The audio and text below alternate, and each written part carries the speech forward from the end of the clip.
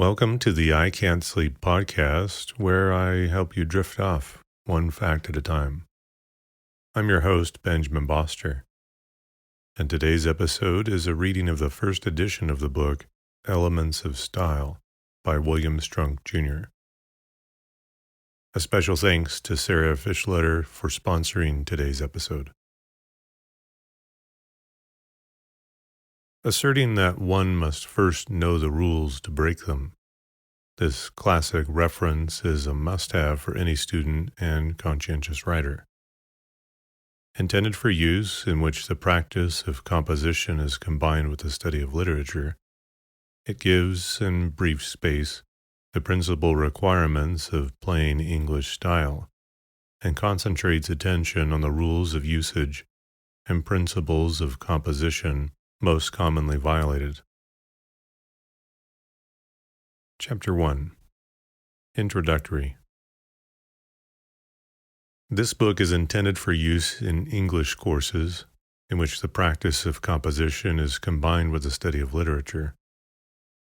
It aims to give, in brief space, the principal requirements of plain English style. It aims to lighten the task of instructor and student by concentrating attention in chapters 2 and 3 on a few essentials, the rules of usage and principles of composition most commonly violated. The numbers of the sections may be used as references in correcting manuscript. The book covers only a small portion of the field of English style, but the experience of its writer has been that once past the essentials, students profit most by individual instruction based on the problems of their own work, and that each instructor has his own body of theory, which he prefers to that offered by any textbook. The writer's colleagues in the Department of English in Cornell University have greatly helped him in the preparation of his manuscript. Mr. George McLean Wood has kindly consented to the inclusion under Rule 11 of some material from his suggestions to authors. The following books are recommended for reference or further study. In connection with chapters 2 and 4, F. Howard Collins, author and printer, Henry Froude. Chicago University Press, Manual of Style, T. L. Devine, Correct Composition, The Century Company. Horace Hart, Rules for Compositors and Printers, Oxford University Press. George McLean Wood, Extracts from the Style Book of the Government Printing Office, United States Geological Survey.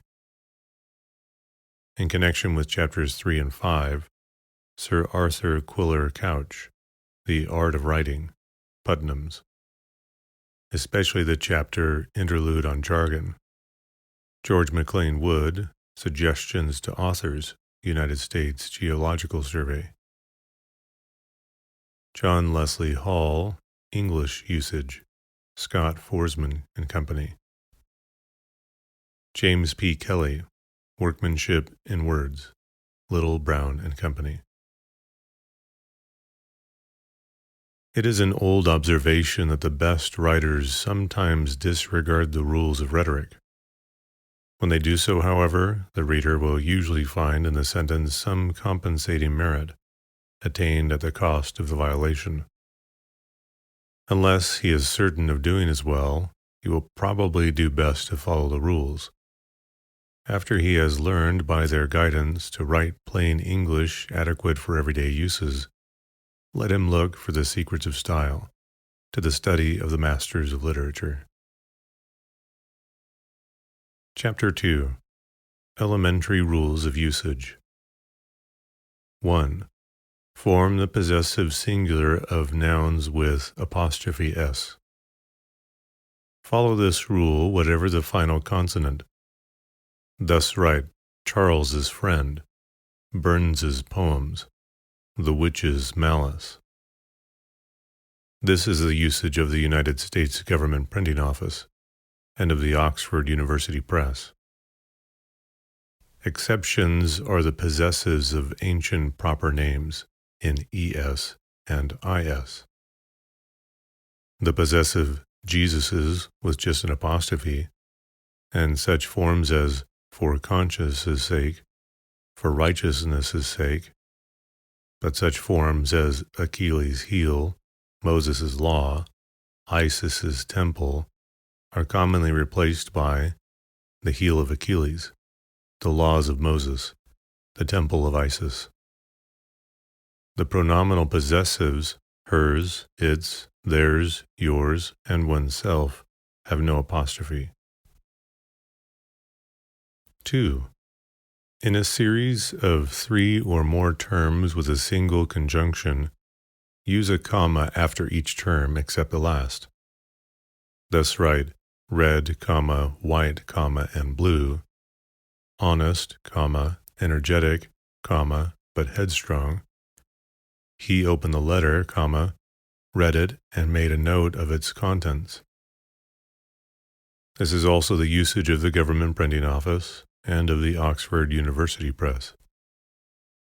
In the names of business firms, the last comma is omitted, as Brown, comma, Shipley and Company.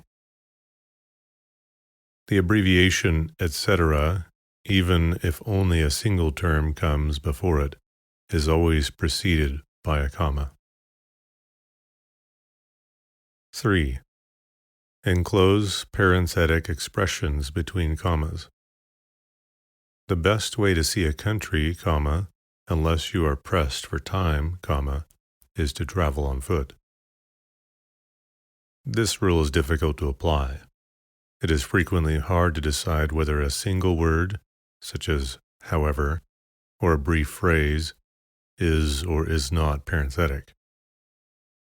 If the interruption to the flow of the sentence is but slight, the writer may safely omit the commas. But whether the interruption be slight or considerable, he must never omit one comma and leave the other. Such punctuation as, Marjorie's husband, comma, Colonel Nelson paid us a visit yesterday, and my brother, you will be pleased to hear, comma, is now in perfect health. This is indefensible. Non-restrictive relative clauses are, in accordance with this rule, set off by commas.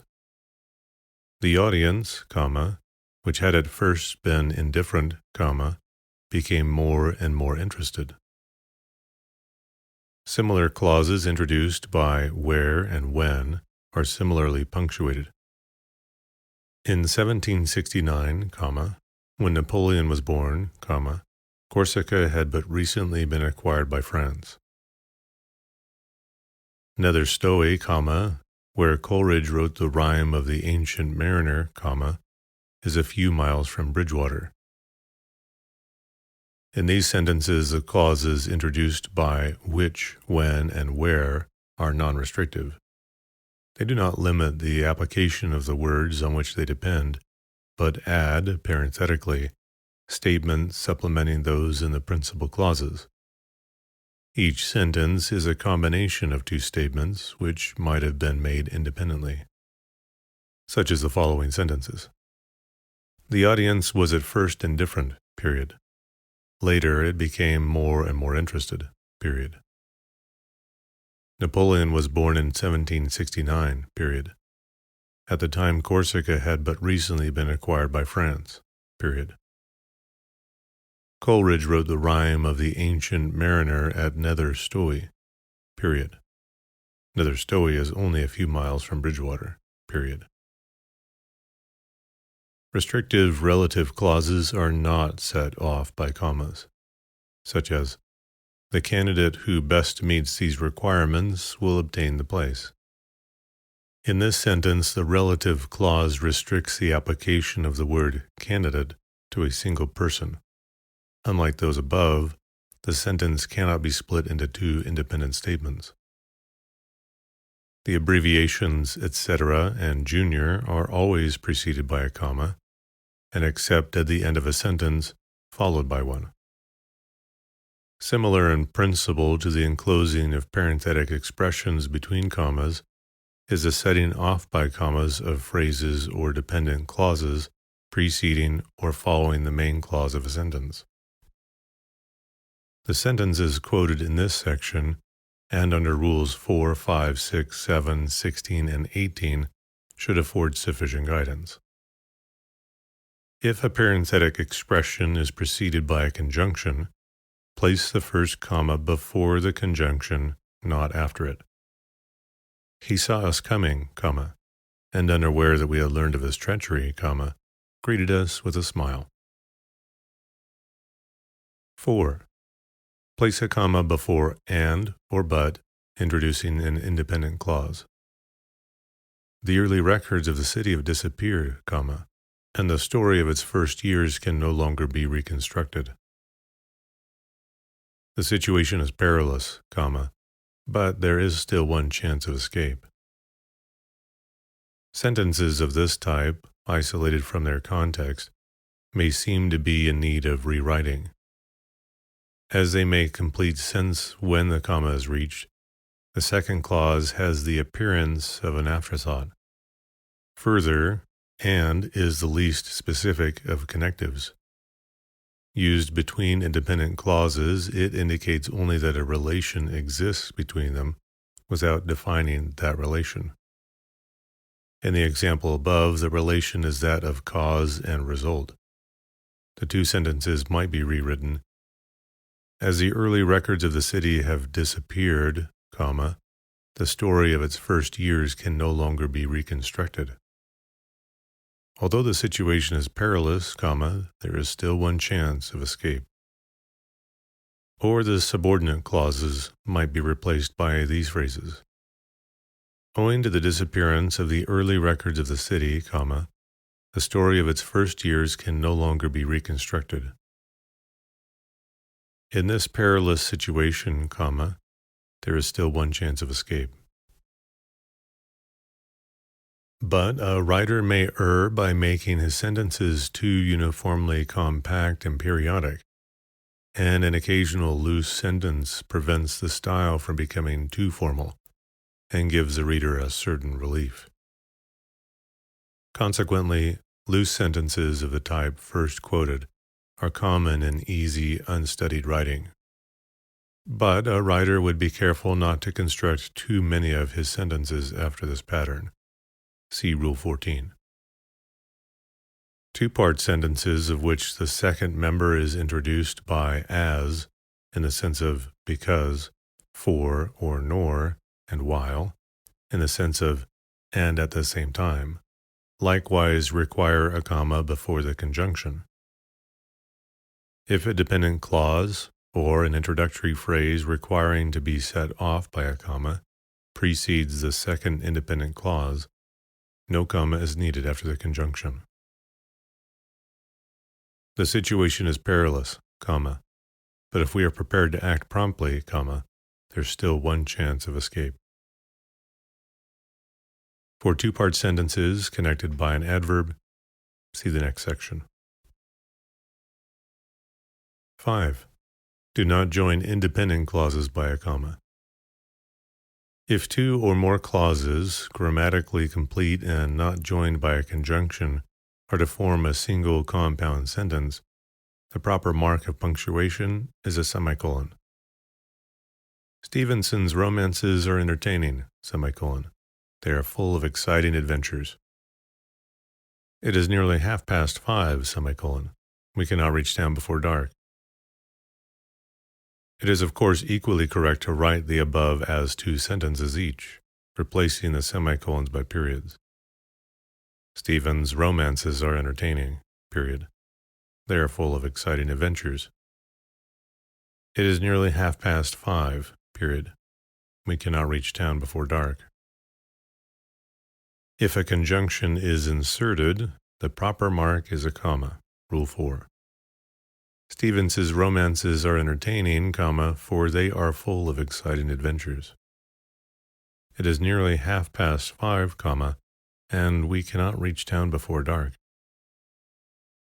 Note that if the second clause is preceded by an adverb, such as accordingly, besides, so, then, therefore, or thus, and not by a conjunction, the semicolon is still required. I had never been in the place before, semicolon. so I had difficulty in finding my way about. In general, however, it is best in writing to avoid using so in this manner. There's danger that the writer who uses it at all may use it too often. A simple correction, usually serviceable, is to omit the word so and begin the first clause with as. As I had never been in the place before, I had difficulty in finding my way about. If the clauses are very short and are alike in form, a comma is usually permissible. Man proposes, God disposes. The gate swung apart, the bridge fell, the portcullis was drawn up. 6. Do not break sentences in two. In other words, do not use periods for commas. I met them on a Cunard liner several years ago, coming home from Liverpool to New York, He was an interesting talker, a man who had traveled all over the world, and lived in half a dozen countries. In both these examples, the first period should be replaced by a comma, and the following word begun with a smaller letter. It is permissible to make an emphatic word or expression serve the purpose of a sentence and to punctuate it accordingly. Again and again he called out, No reply. The writer must, however, be certain that the emphasis is warranted, and that he will not be suspected of a mere blunder in punctuation.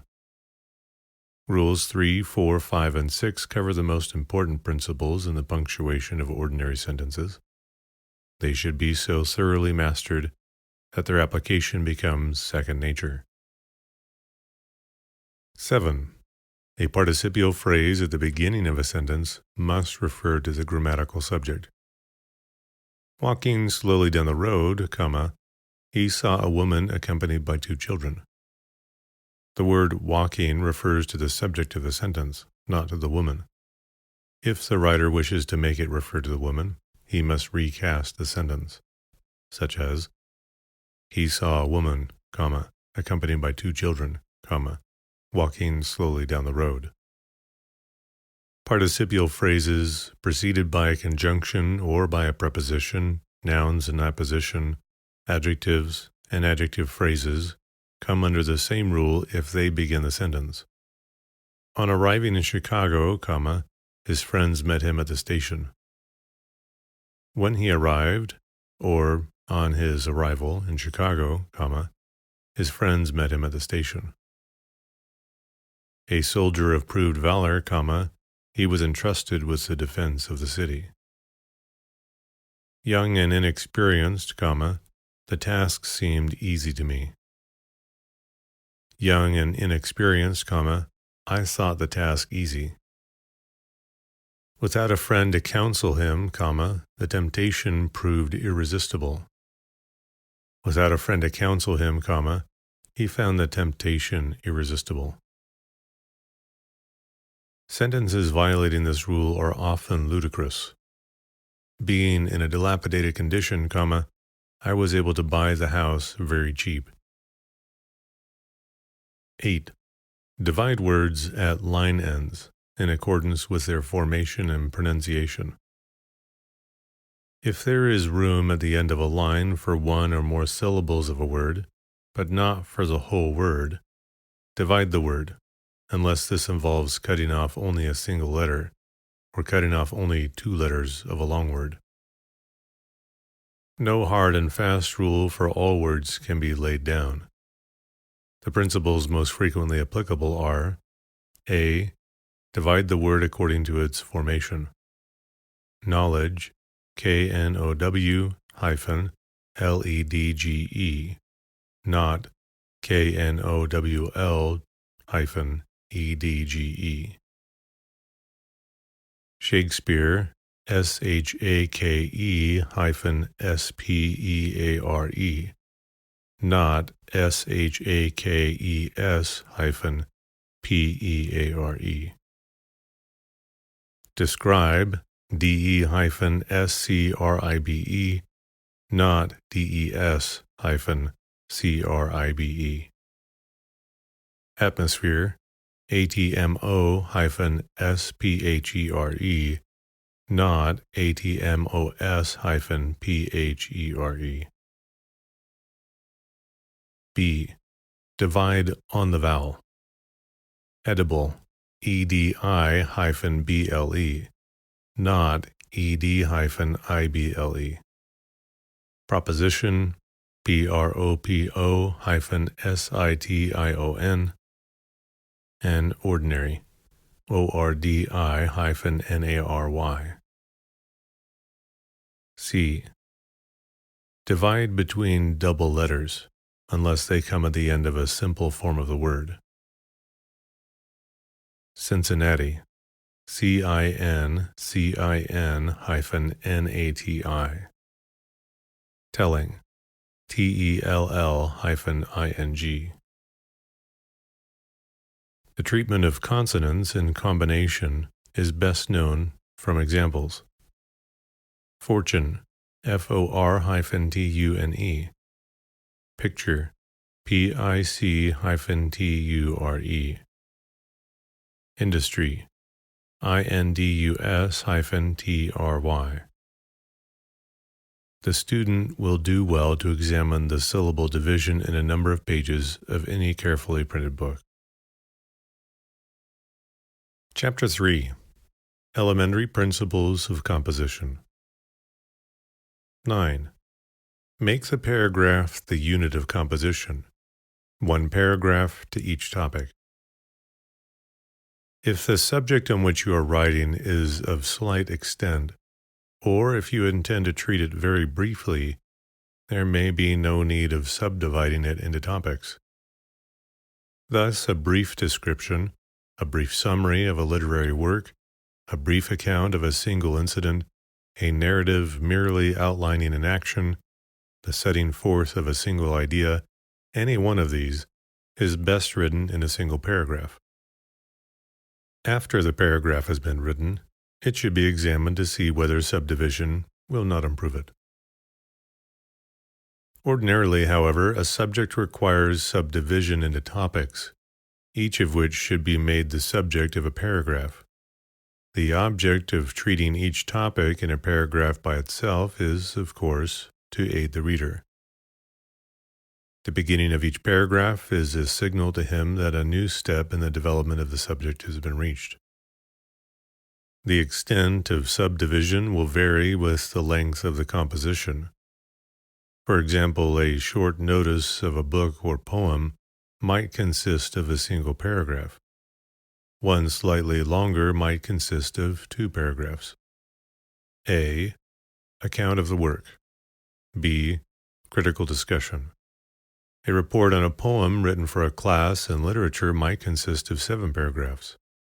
A. Facts of composition and publication. B. Kind of poem. Metrical form. C. Subject. D. Treatment of subject. E. For what chiefly remarkable. F. Wherein characteristic of the writer. G. Relationship to other works. The contents of paragraphs C and D would vary with the poem. Usually, paragraph C would indicate the actual or imagined circumstances of the poem, the situation, if these call for explanation, and would then state the subject and outline its development. If the poem is a narrative in the third person throughout, paragraph C need contain no more than a concise summary of the action. Paragraph D would indicate the leading ideas and show how they are made prominent, or would indicate what points in the narrative are chiefly emphasized. A novel might be discussed under the heads A. Setting, B. Plot, C. Characters, D. Purpose. A historical event might be discussed under the heads A. What led up to the event, B. Account of the event, C. What the event led up to. In treating either of these last 2 subjects, the writer would probably find it necessary to subdivide one or more of the topics here given. As a rule, single sentences should not be written or printed as paragraphs. An exception may be made of sentences of transition, indicating the relation between the parts of an exposition or argument.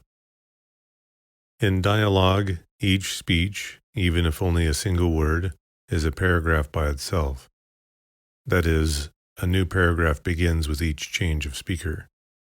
The application of this rule, when dialogue and narrative are combined, is best learned from examples in well-printed works of fiction. 10. As a rule, begin each paragraph with a topic sentence. End it in conformity with the beginning. Again, the object is to aid the reader. The practice here recommended enables him to discover the purpose of each paragraph as he begins to read it, and to retain the purpose in mind as he ends it. For this reason, the most generally useful kind of paragraph, particularly in exposition and argument, is that in which a. The topic sentence comes at or near the beginning. b. The succeeding sentences explain or establish or develop a statement made in the topic sentence. And c. The final sentence either emphasizes the thought of the topic sentence or states some important consequence. Ending with a digression or with an unimportant detail is particularly to be avoided. If the paragraph forms part of a larger composition, its relation to what precedes, or its function as a part of a whole, may need to be expressed. This can sometimes be done by a mere word or phrase. Again, therefore, for the same reason, in the topic sentence. Sometimes, however, it is expedient to precede the topic sentence by one or more sentences of introduction or transition. If more than one such sentence is required, it is generally better to set apart the transitional sentences as a separate paragraph. According to the writer's purpose, he may, as indicated above, relate the body of the paragraph to the topic sentence in one or more of several different ways. He may make the meaning of the topic sentence clearer by restating it in other forms, by defining its terms, by denying the converse, by giving illustrations of specific instances. He may establish it by proofs, or he may develop it by showing its implications and consequences. In a long paragraph, he may carry out several of these processes. Some examples. 1. Now, to be properly enjoyed, a walking tour should be gone upon alone. Topic sentence. 2. If you go in a company, or even in pairs, it is no longer a walking tour in anything but name. It is something else and more in the nature of a picnic. The meaning made clear by denial of the contrary. 3. A walking tour should be gone upon alone, because freedom is of the essence. Because you should be able to stop and go on and follow this way or that as the freak takes you, and because you must have your own pace, and neither trot alongside or champion walker, nor mince in time with a girl. The topic sentence repeated, in abridged form, and supported by 3 reasons. The meaning of the third, you must have your own pace, made clear by denying the converse. 4. And you must be open to all impressions and let your thoughts take color from what you see. A 4th reason, stated in 2 forms. 5. You should be as a pipe for any wind to play upon. The same reason, stated in still another form. 6. I cannot see the wit, says Hazlitt, of walking and talking at the same time. 7. When I am in the country, I wish to vegetate like the country, which is the gist of all that can be said upon the matter. The same reason is stated by Hazlitt. 8. There should be no cackle of voices at your elbow, to jar on the meditative silence of the morning. Repetition and paraphrase of the quotation from Hazlitt. 9. As long as a man is reasoning, he cannot surrender himself to that fine intoxication that comes of much motion in the open air, that begins in a sort of dazzle and sluggishness of the brain, and ends in a peace that passes comprehension. Stevenson, Walking Tours. Final statement of the fourth reason, in language amplified and heightened to form a strong conclusion. Here's another example. 1. It was chiefly in the 18th century that a very different conception of history grew up. Topic sentence. 2. Historians then came to believe that their task was not so much to paint a picture as to solve a problem, to explain or illustrate the successive phases of national growth, prosperity, and adversity. The meaning of the topic sentence made clearer, the new conception of history defined. 3. The history of morals, of industry, of intellect, and of art, the changes that take place in manners or beliefs, the dominant ideas that prevailed in successive periods, the rise, fall, and modification of political constitutions. In a word, all the conditions of national well-being became the subject of their works. The definition expanded. 4. They sought rather to write a history of people than a history of kings. The definition explained by contrast. 5. They looked especially in history for the claim of causes and effects. The definition supplemented, another element in the new conception of history. 6. They undertook to study in the past the physiology of nations, and hoped by applying the experimental method on a large scale to deduce some lessons of real value about the conditions on which the welfare of society mainly depend. Lecky, The Political Value of History. Conclusion, an important consequence of the new conception of history. In narration and description, the paragraph sometimes begins with a concise, comprehensive statement, serving to hold together the details that follow. The breeze served us admirably. The campaign opened with a series of reverses. The next 10 or 12 pages were filled with a curious set of entries. But this device, if too often used, would become a mannerism. More commonly, the opening sentence simply indicates by its subject with what the paragraph is to be principally concerned. At length I thought I might return towards the stockade. He picked up the heavy lamp from the table and began to explore. Another flight of steps, and they emerged on the roof. The brief paragraphs of animated narrative, however, are often without even the semblance of a topic sentence. The break between them serves the purpose of a rhetorical pause, throwing into prominence some detail of the action. 11. Use the active voice. The active voice is usually more direct and vigorous than the passive. Example: I shall always remember my first visit to Boston. This is much better than, my first visit to Boston will always be remembered by me. The latter sentence is less direct, less bold, and less concise. If the writer tries to make it more concise by omitting by me, my first visit to Boston will always be remembered. It becomes indefinite. Is it the writer or some person undisclosed, or the world at large that will always remember this visit? This rule does not, of course, mean that the writer should entirely discard the passive voice, which is frequently convenient and sometimes necessary. For example, the dramatists of the Restoration are little esteemed today, or modern readers have little esteem for the dramatists of the Restoration. The first would be the right form in a paragraph on the dramatists of the Restoration. The second in a paragraph on the tastes of modern readers.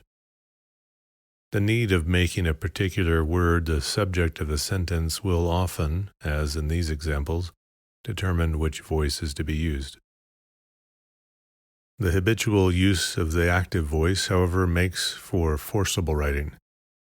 This is true not only in narrative principally concerned with action, but in writing of any kind. Many a tame sentence of description or exposition can be made lively and emphatic by substituting a transitive in the active voice for some such perfunctory expression as there is or could be heard. Example 1. There were a great number of dead leaves lying on the ground. Or, dead leaves covered the ground. Example 2. The sound of the falls could still be heard. Or, the sound of the falls still reached our ears. Example 3. The reason that he left college was that his health became impaired. Or, failing health compelled him to leave college. Example 4. It was not long before he was very sorry that he had said what he had said. Or, he soon repented his words. As a rule, avoid making one passive depend directly upon another. Example 1. Gold was not allowed to be exported. Or, it was forbidden to export gold. The export of gold was prohibited. Example 2. He has been proved to have been seen entering the building. Or, it has been proved that he was seen to enter the building. In both the examples above, before correction, the word properly related to the second passive is made the subject of the first. A common fault is to use as the subject of a passive construction a noun which expresses the entire action, leaving to the verb no function beyond that of completing the sentence. Example 1. A survey of this region was made in 1900. Or, this region was surveyed in 1900. Example 2. Mobilization of the army was rapidly carried out. Or, the army was rapidly mobilized. Example 3. Confirmation of these reports cannot be obtained. Or, these reports cannot be confirmed. Compare the sentence, the export of gold was prohibited, in which the predicate was prohibited expresses something not implied in export. 12. Put statements in positive form. Make definite assertions. Avoid tame, colorless, hesitating, non-committal language. Use the word not as a means of denial or in antithesis, never as a means of evasion. Example 1. He was not very often on time. Or, he usually came late. Example 2. He did not think the studying Latin was much use. Or, he thought the study of Latin useless. Example 3. The taming of the shrew is rather weak in spots. Shakespeare does not portray Catherine as a very admirable character, nor does Bianca remain long in memory as an important character in Shakespeare's works. Or, the women in The Taming of the Shrew are unattractive. Catherine is disagreeable, Bianca insignificant.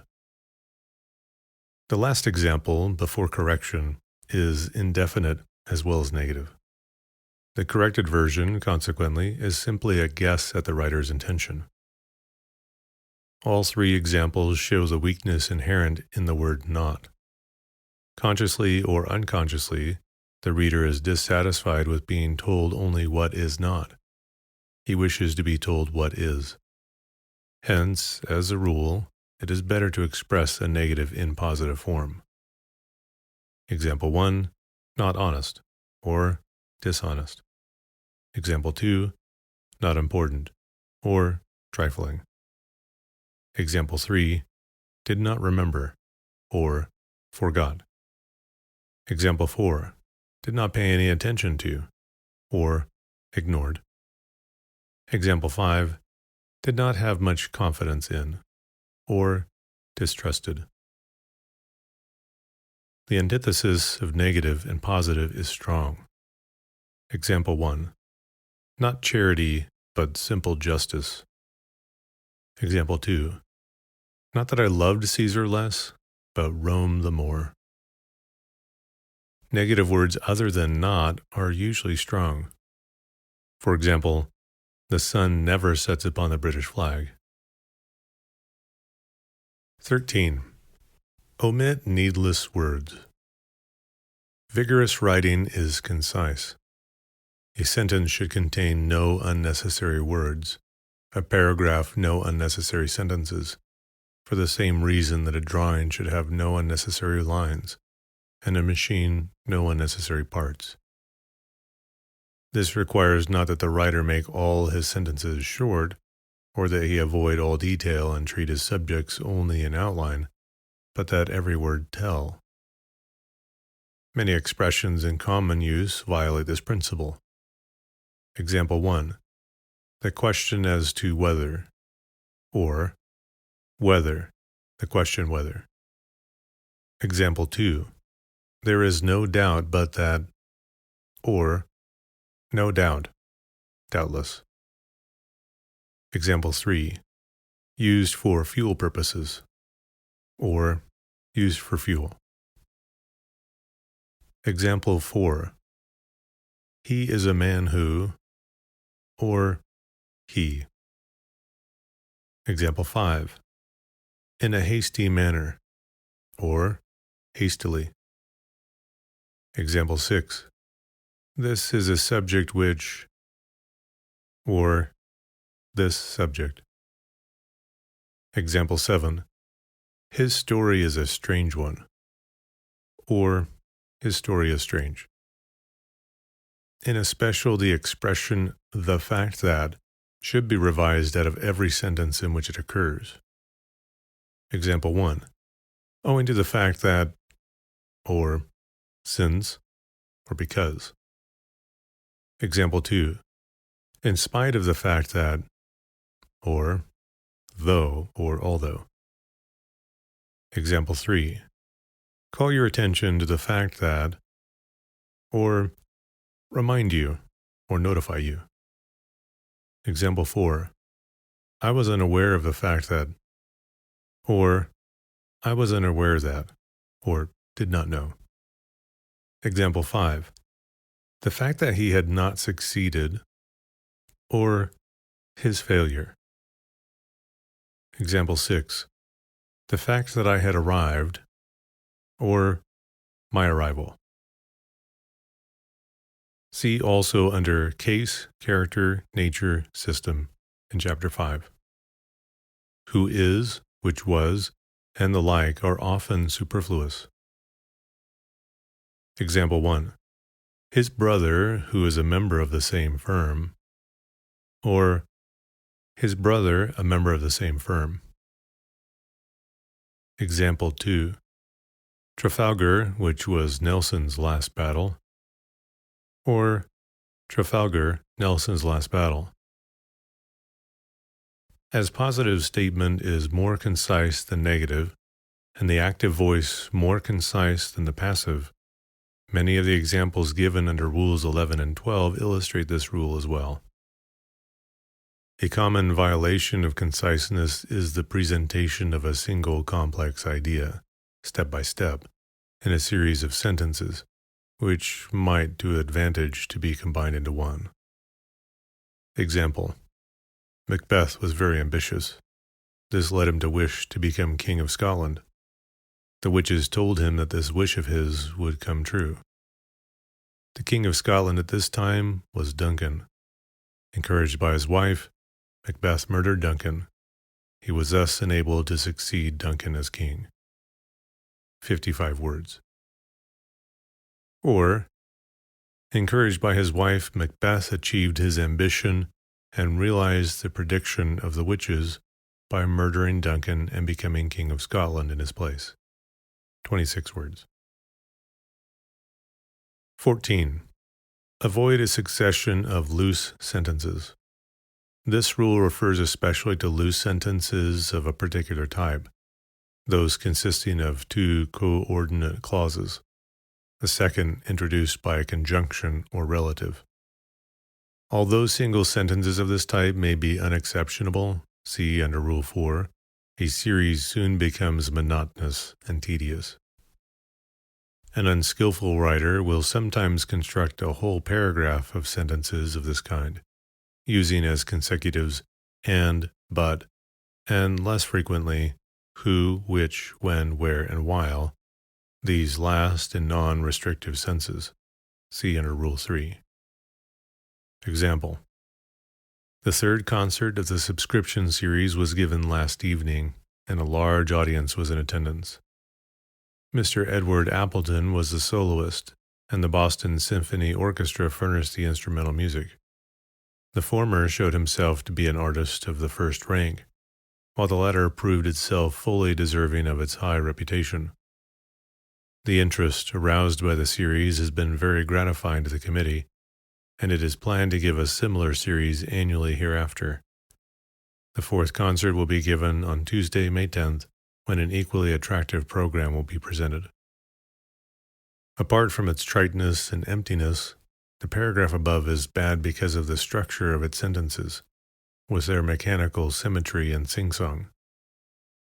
Contrast with them the sentences in the paragraph quoted under Rule 10, or in any piece of good English prose, as the preface, before the curtain, to Vanity Fair.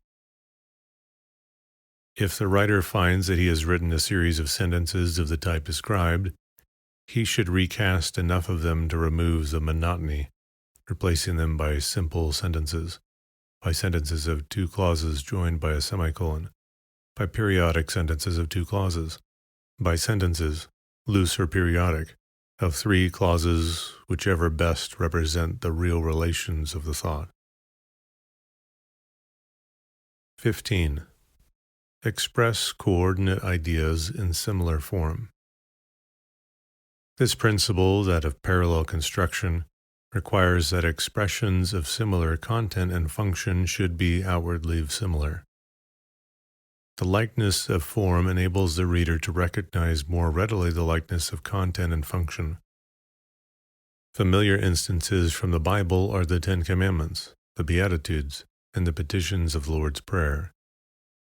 The unskillful writer often violates this principle from a mistaken belief that he should constantly vary the form of his expressions. It is true that in repeating a statement in order to emphasize it, he may have need to vary its form. For illustration, see the paragraph from Stevenson quoted under Rule 10. But apart from this, he should follow the principle of parallel construction. For example, formerly, science was taught by the textbook method, while now the laboratory method is employed. Or, formerly, science was taught by the textbook method, now it is taught by the laboratory method. The left-hand version gives the impression that the writer is undecided or timid. He seems unable or afraid to choose one form of expression and hold to it. The right-hand version shows that the writer has at least made his choice and abided by it. By this principle, an article or a preposition applying to all the members of a series must either be used only by the first term or else be repeated before each term. Example 1. The French, the Italians, Spanish, and Portuguese. Or, the French, the Italians, the Spanish, and the Portuguese. Example 2. In spring, summer, or in winter. Or, in spring, summer, or winter. In spring, in summer, or in winter. Correlative expressions, both and, not but, not only but also, either or, first, second, third, and the like, should be followed by the same grammatical construction. Many violations of this rule can be corrected by rearranging the sentence. Example 1. It was both a long ceremony and very tedious. Or, the ceremony was both long and tedious. Example 2. A time not for words, but action. Or, a time not for words, but for action. Example 3. Either you must grant his request or incur his ill will. Or, you must either grant his request or incur his ill will. Example 4. My objections are, first, the injustice of the measure. Second, that it is unconstitutional. Or, my objections are, first, that the measure is unjust. Second, that it is unconstitutional. See also the third example under Rule 12 and the last under Rule 13. It may be asked, what if a writer needs to express a very large number of similar ideas, say 20? Must he write 20 consecutive sentences of the same pattern? On closer examination, he will probably find that the difficulty is imaginary, that his 20 ideas can be classified in groups, and that he need apply the principle only within each group. Otherwise, he had best avoid the difficulty by putting his statements in the form of a table. 16. Keep related words together. The position of the words in a sentence is the principal means of showing their relationship. The writer must therefore, so far as possible, bring together the words and groups of words that are related in thought, and keep apart those which are not so related. The subject of a sentence and the principal verb should not, as a rule, be separated by a phrase or clause that can be transferred to the beginning. Example 1. Wordsworth, in the 5th book of the Excursion, gives a minute description of this church. Or, in the 5th book of the Excursion, Wordsworth gives a minute description of this church. Example 2. Cast iron, when treated in a Bessemer converter, is changed into steel. Or, by treatment in a Bessemer converter, cast iron is changed into steel. The objection is that the interposed phrase or clause needlessly interrupts the natural order of the main clause. This objection, however, does not usually hold when the order is interrupted only by a relative clause or by an expression in apposition. Nor does it hold in periodic sentences in which the interruption is a deliberately used means of creating suspense. See examples under Rule 18. The relative pronoun should come, as a rule, immediately after its antecedent. Example 1. There was a look in his eye that boded mischief. Or, in his eye was a look that boded mischief. Example 2.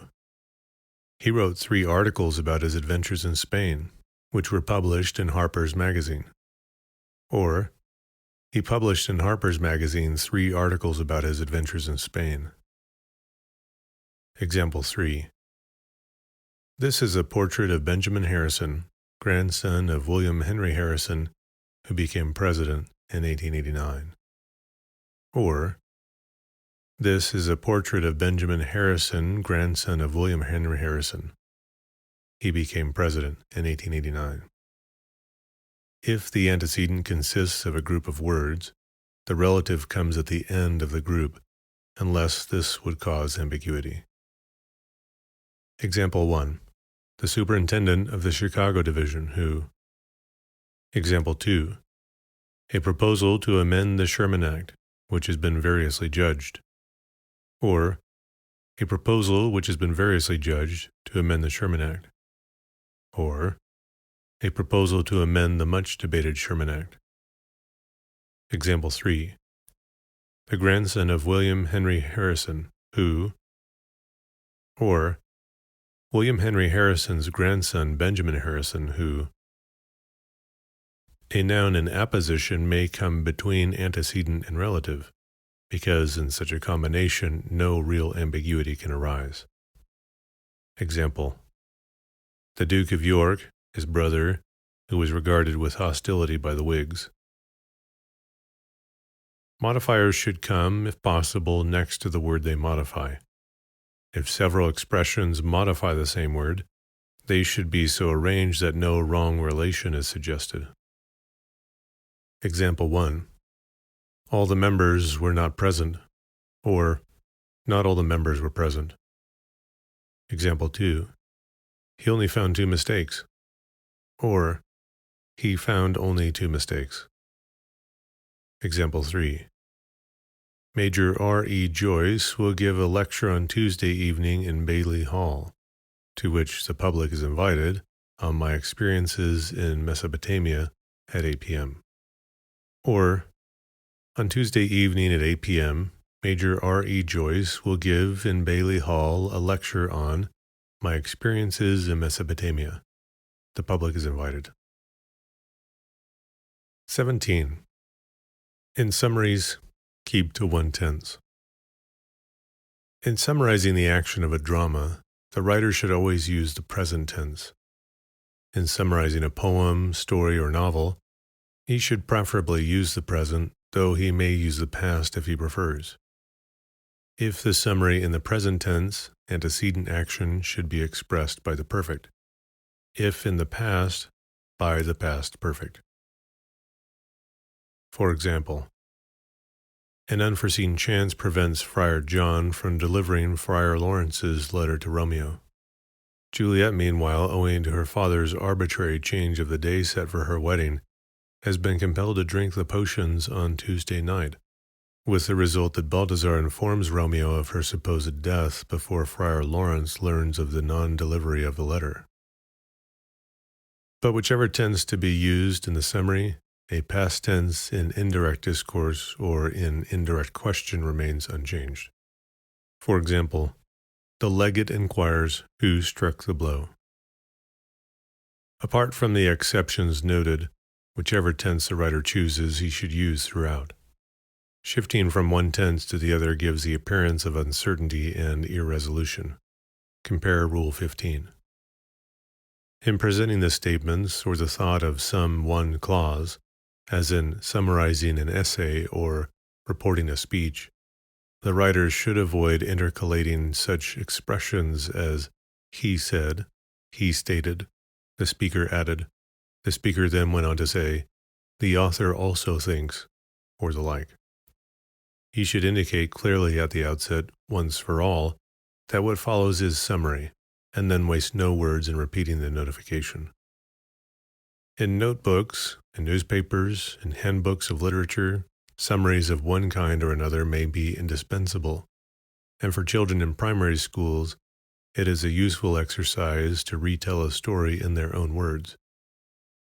But in the criticism or interpretation of literature, the writer should be careful to avoid dropping into summary.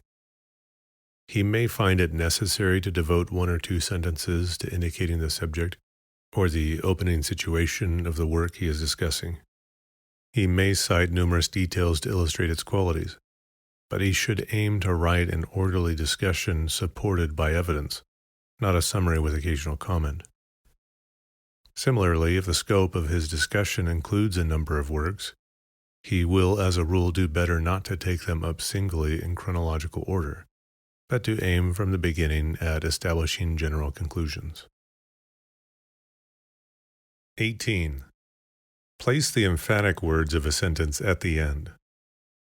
The proper place for the word, or group of words, which the writer desires to make most prominent, is usually the end of the sentence. Example 1.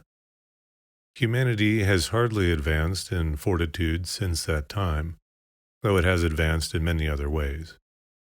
Or, humanity, since that time, has advanced in many other ways, but it has hardly advanced in fortitude.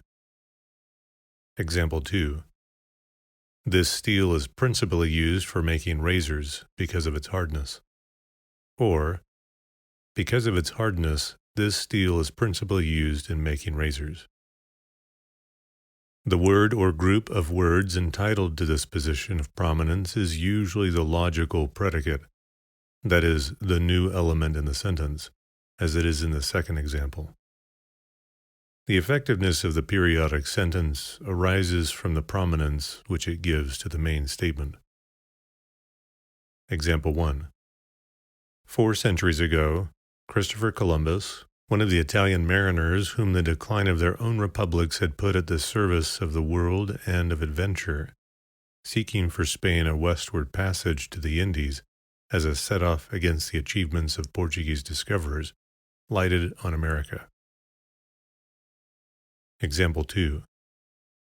With these hopes and in this belief, I would argue you, laying aside all hindrance, thrusting away all private aims, to devote yourself unswervingly and unflinchingly to the vigorous and successful prosecution of this war. The other prominent position in the sentence is the beginning. Any element in the sentence other than the subject becomes emphatic when placed first. Example 1. Deceit or treachery he could never forgive. Example 2. So vast and rude, fretted by the action of nearly 3,000 years, the fragments of this architecture may often seem at first sight like works of nature. A subject coming first in its sentence may be emphatic, but hardly by its position alone. In the sentence, great kings worshipped at his shrine, the emphasis upon kings arises largely from its meaning and from the context. To receive special emphasis, the subject of a sentence must take the position of the predicate. For example, through the middle of the valley flowed a winding stream. The principle that the proper place for what is to be made most prominent is the end applies equally to the words of a sentence, to the sentences of a paragraph, and to the paragraphs of a composition. Chapter 4. A few matters of form. Headings. Leave a blank line, or its equivalent in space, after the title or heading of a manuscript. On succeeding pages, if using ruled paper, begin on the first line. Numerals. Do not spell out dates or other serial numbers. Write them in figures or in Roman notation, as may be appropriate. Example 1, August 9th, 1918. Example 2, chapter in Roman numerals 12. Example 3, Rule 3. Example 4, 352nd Infantry. Parentheses. A sentence containing an expression in parentheses is punctuated, outside of the marks of parentheses, exactly as if the expression in parentheses were absent. The expression within is punctuated as if it stood by itself, except that the final stop is omitted unless it is a question mark or an exclamation point. Example 1. I went to his house yesterday, open parentheses, my third attempt to see him, close parentheses, but he had left town. Example 2. He declares, open parentheses, and why should we doubt his good faith, close parentheses, that he is now certain of success. When a wholly detached expression or sentence is parenthesized, the final stop comes before the last mark of parenthesis. Quotations. Formal quotations, cited as documentary evidence, are introduced by a colon and enclosed in quotation marks. For example, the provision of the Constitution is, open quote, no tax or duty shall be laid on articles exported from any state, close quote. Quotations grammatically in apposition or the direct objects of verbs are preceded by a comma and enclosed in quotation marks. Example 1. I recall the maximum of La Rochefoucauld, comma, open quote, gratitude is a lively sense of benefits to come, close quote. Example 2. Aristotle says, comma, open quote, art is an imitation of nature, close quote. Quotations of an entire line or more of verse are begun on a fresh line and centered, but not enclosed in quotation marks. For example, Wordsworth's enthusiasm for the Revolution was at first unbounded, colon, line break, indentation. Bliss was it in that dawn to be alive, but to be young was very heaven. Quotations introduced by that are regarded as in indirect discourse and not enclosed in quotation marks. For example, Keats declares that beauty is truth, truth beauty. Proverbial expressions and familiar phrases of literary origin required no quotation marks. Example 1. These are the times that try men's souls. Example 2. He lives far from the madding crowd. The same is true of colloquialisms and slang. References. In scholarly work requiring exact references, abbreviate titles that occur frequently, giving the full form in an alphabetical list at the end. As a general practice, give the references in parentheses or in footnotes, not in the body of the sentence. Omit the words act, scene, line, book, volume, page, except when referring by only one of them. Punctuate as indicated below. Example 1. In the second scene of the third act, written as in 3.2. Still better, simply insert 3.2 in parentheses as the proper place in the sentence. Example 2. After the killing of Polonius, Hamlet is placed under guard. 4.2, 14. Example 3. Samuel chapter 1, 17 through 27. Othello 2.3, 264 to 267. 3.3, 155 to 161. Titles. For the titles of literary works, scholarly usage prefers italics with capitalized initials. The use of editors and publishers varies, some using italics with capitalized initials, others using Roman with capitalized initials, and with or without quotation marks. Use italics, indicated in manuscript by underscoring, except in writing for a periodical that follows a different practice. Omit initial A or the from titles when you place the possessive before them. For example, the Iliad, the Odyssey, As You Like It, To a Skylark, The Newcomes, A Tale of Two Cities, Dickens' Tale of Two Cities. Chapter 5. Words and expressions commonly misused. Many of the words and expressions here listed are not so much bad English as bad style, the commonplace of careless writing. As illustrated under feature, the proper correction is likely to be not the replacement of one word or set of words by another, but the replacement of vague generality by definite statement. All right. Idiomatic and familiar speech as a detached phrase in the sense agreed or go ahead. And other uses better avoided, always written as two words. As good or better than. Expressions of this type should be corrected by rearranging the sentence. For example, my opinion is as good or better than his. Or, my opinion is as good as his, or better, if not better. As to whether. Whether is sufficient. See Rule 13. Bid. Takes the infinitive without to. The past tense is bade. Case. The concise Oxford Dictionary begins its definition of this word. Instance of a thing's occurring, usual state of affairs. In these two senses, the word is usually unnecessary. Example 1. In many cases, the rooms were poorly ventilated. Or, many of the rooms were poorly ventilated. Example 2. It has rarely been the case that any mistake has been made. Or, few mistakes have been made. C. Wood, Suggestions to Authors, pages 68 to 71, and Quiller Couch, The Art of Writing, pages 103 to 106. Certainly, used indiscriminately by some speakers, much as others use very. to intensify any and every statement.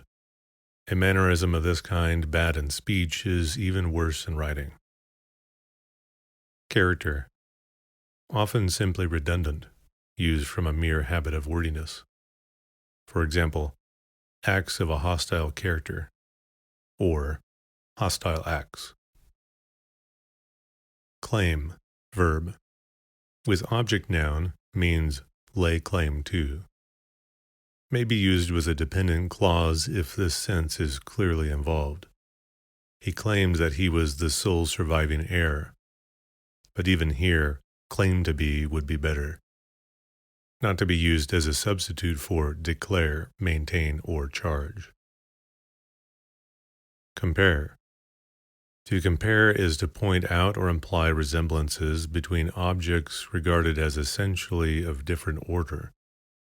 To compare with is mainly to point out differences between objects regarded as essentially of the same order. Thus, life has been compared to a pilgrimage, to a drama, to a battle. Congress may be compared with the British Parliament. Paris has been compared to ancient Athens. It may be compared with modern London. Clever. This word has been greatly overused. It is best restricted to ingenuity displayed in small matters. Consider. Not followed by as when it means believe to be. I consider him thoroughly competent. Compare, the lecture considered Cromwell first as soldier and second as administrator, where considered means examined or discussed. Dependable. A needless substitute for reliable, trustworthy. Due to. Incorrectly used for through, because of, or owing to in adverbial phrases. He lost the first game due to carelessness. Incorrect use related as predicate or as modifier to a particular noun. This invention is due to Edison. Losses due to preventable fires. Effect. As noun means result. As verb means to bring about, accomplish, not to be confused with affect, which means to influence. As noun, often loosely used in perfunctory writing about fashions, music, painting, and other arts. An oriental effect. Effects in pale green. Very delicate effects. Broad effects. Subtle effects. A charming effect was produced by. The writer who has a definite meaning to express will not take refuge in such vagueness. Etc. Not to be used of persons, equivalent to and the rest, and so forth, and hence not to be used if one of these would be insufficient, that is, if the reader would be left in doubt as to any important particulars. Least open to objection when it represents the last terms of a list already given in full, or immaterial words at the end of a quotation. At the end of a list introduced by such as, for example, or any similar expression, etc. is incorrect. Fact. Use this word only of matters of a kind capable of direct verification, not of matters of judgment. That a particular event happened on a given date, that lead melts at a certain temperature, are facts. But such conclusions as that Napoleon was the greatest of modern generals, or that the climate of California is delightful, however incontestable they may be, are not properly facts. On the formula, the fact that, see under Rule 13. Factor. A hackneyed word, the expressions of which it forms part can usually be replaced by something more direct and idiomatic. Example 1. His superior training was a great factor in his winning the match. Or, he won the match by being better trained. Example 2. Heavy artillery is becoming an increasingly important factor in deciding battles. Or, Heavy artillery is playing a larger and larger part in deciding battles. Feature. Another hackneyed word. Like factor, it usually adds nothing to the sentence in which it occurs. For example, a feature of the entertainment especially worthy of mention was the singing of Miss A. Or, better use the same number of words to tell what Miss A sang, or if the program has already been given, to tell something of how she sang.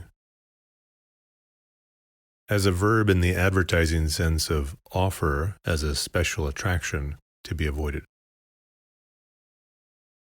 Fix. Colloquial in America for arrange, prepare, mend.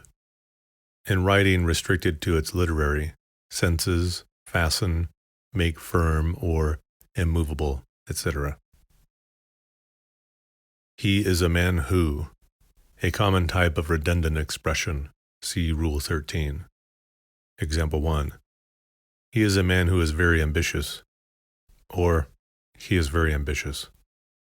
Example 2.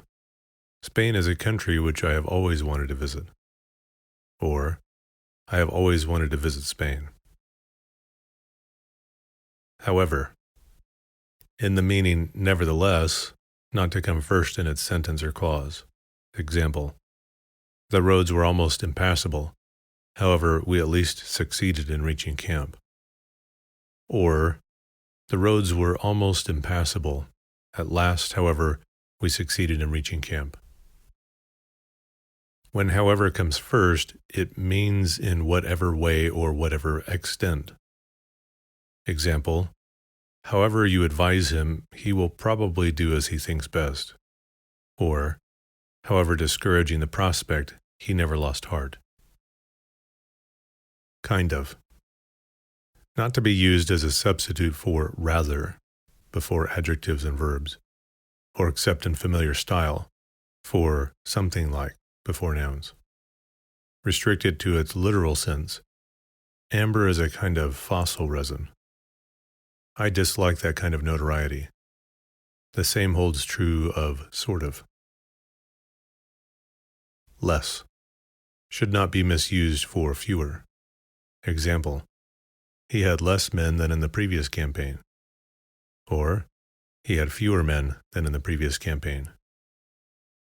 Less refers to quantity, fewer to number. His troubles are less than mine means his troubles are not so great as mine. His troubles are fewer than mine means his troubles are not so numerous as mine. It is, however, correct to say the signers of the petition were less than 100, where the round number, 100, is something like a collective noun, and less is thought of as meaning a less quantity or amount. Line, along these lines. Line in the sense of course of procedure, conduct, thought, is allowable, but has been so much overworked, particularly in the phrase along these lines, that a writer who aims at freshness or originality had better discard it entirely. Example 1. Mr. B also spoke along the same lines. Or, Mr. B also spoke to the same effect. Example 2. He is studying along the line of French literature. Or, he is studying French literature. Literal, literally. Often incorrectly used in support of exaggeration or violent metaphor. Example 1. A literal flood of abuse. Or, a flood of abuse. Example 2. Literally dead with fatigue.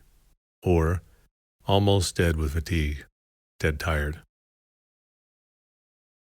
Lose out.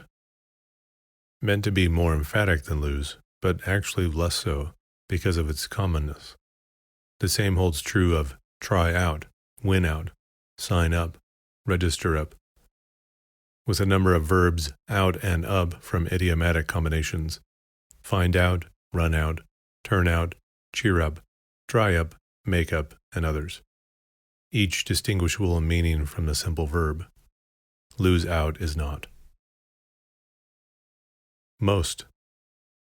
Not to be used for almost, Example 1. Most everybody, or almost everybody. Example 2. Most all the time, or almost all the time. Nature, often simply redundant, used like character.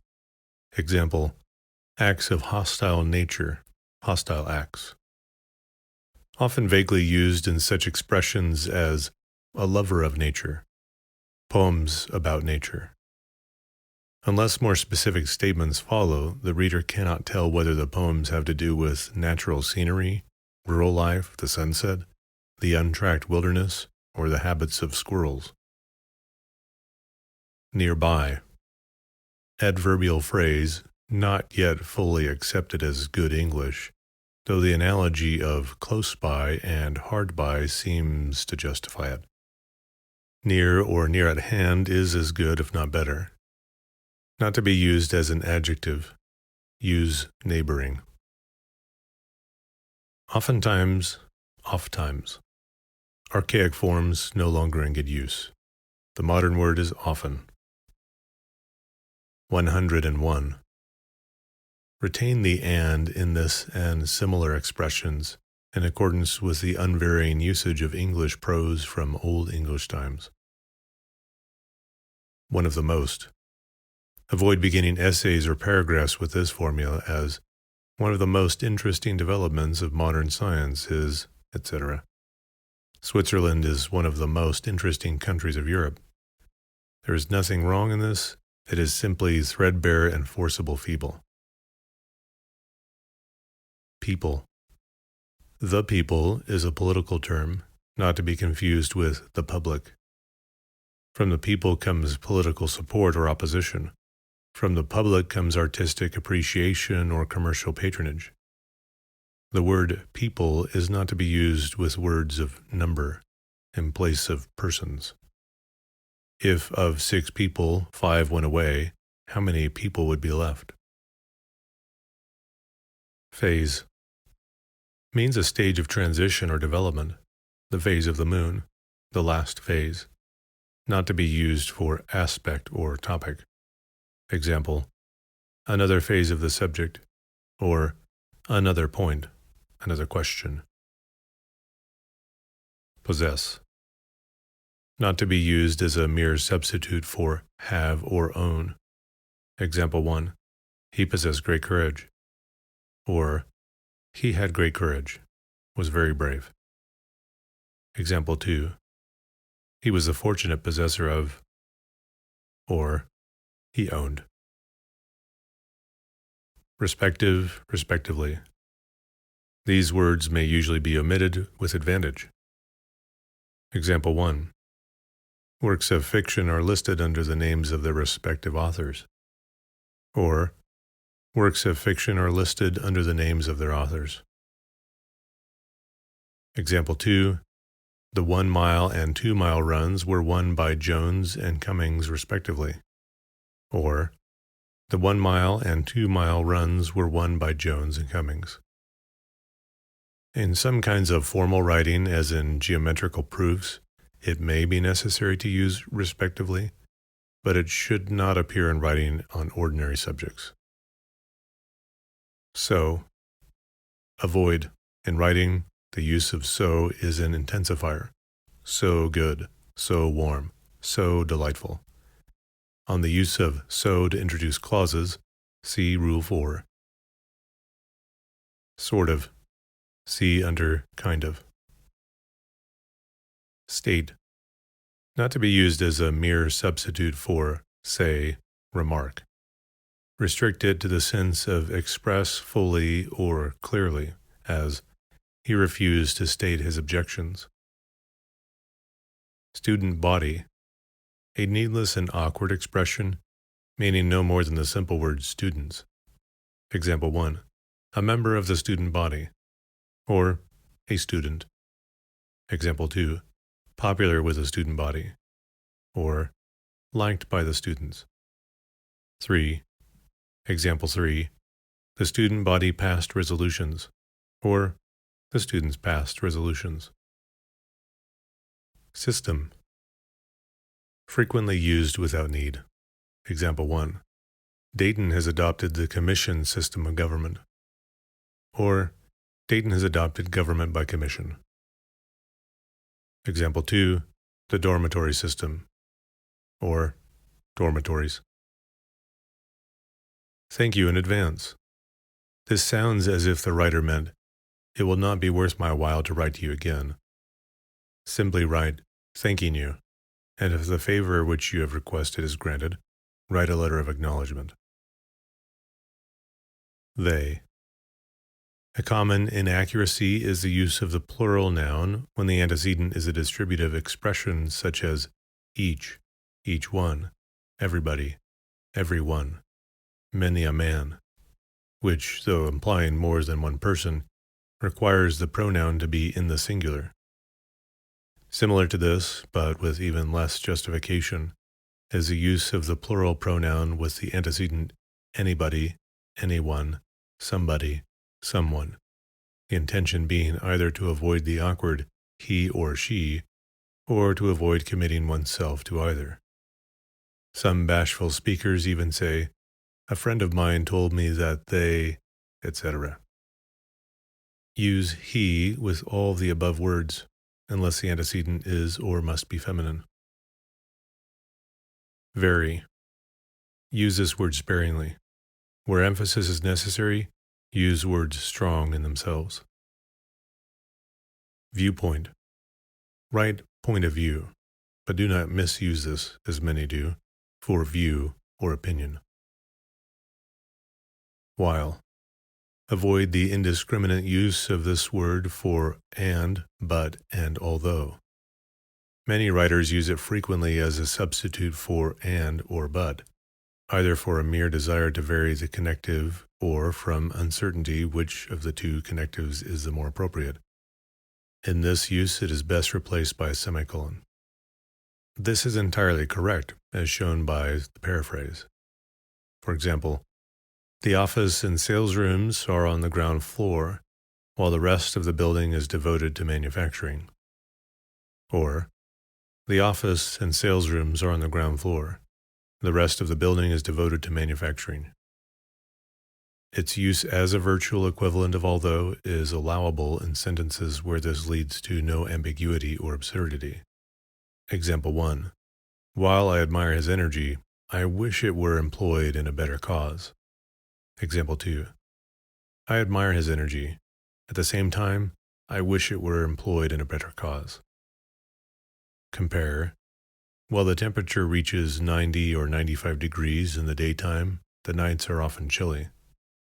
Or, although the temperature reaches 90 or 95 degrees in the daytime, the nights are often chilly.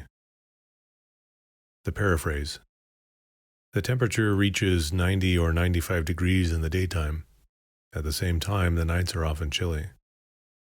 Shows why the use of while is incorrect. In general, the writer will do well to use while only with strict literalness, in the sense of during the time that. Whom. Often incorrectly used for who, before he said, or similar expressions, when it is really the subject of a following verb. Example 1. His brother, whom he said would send him the money. Or, his brother, who he said would send him the money. Example 2. The man whom he thought was his friend. Or, the man who he thought was his friend. Or, the man that he thought was his friend, whom he thought his friend. Worthwhile. Overworked is a term of vague approval and, with not, of disapproval. Strictly applicable only to actions. Is it worthwhile to telegraph? For example, his books are not worthwhile. Or, his books are not worth reading, not worth one's while to read. Do not repay reading. The use of worthwhile before a noun, a worthwhile story, is indefensible. Would. A conditional statement in the first person requires should, not would. For example, I should not have succeeded without his help. The equivalent of shall in indirect quotation after a verb in the past tense is should, not would. For example, he predicted that before long we should have a great purpose. To express habitual or repeated action, the past tense, without would, is usually sufficient, and from its brevity, more emphatic. For example, once a year he would visit the old mansion. Or, once a year he visited the old mansion. Chapter 6. Words often misspelled. Accidentally. Advice. Effect. Beginning. Believe. Benefit. Challenge. Criticize. Deceive. Definite. Describe. Despise. Develop. Disappoint. Duel. Ecstasy. Effect. Existence. Fiery. Formerly. Humorous. Hypocrisy. Immediately. Incidentally. Latter. Lead. Lose. Marriage. Mischief. Murmur. Necessary. Occurred. Parallel. Philip. Playwright. Preceding. Prejudice. Principle. Privilege. Pursue. Repetition. Rhyme. Rhythm. Ridiculous. Sacrilegious. Seize. Separate. Shepherd. Siege. Similar. Simile. To. Tragedy. Tries. Undoubtedly. And until. Write today, tonight, tomorrow, but not together with hyphen. Write any, one, every one, someone, sometime, except the sense of formerly as two words. The end.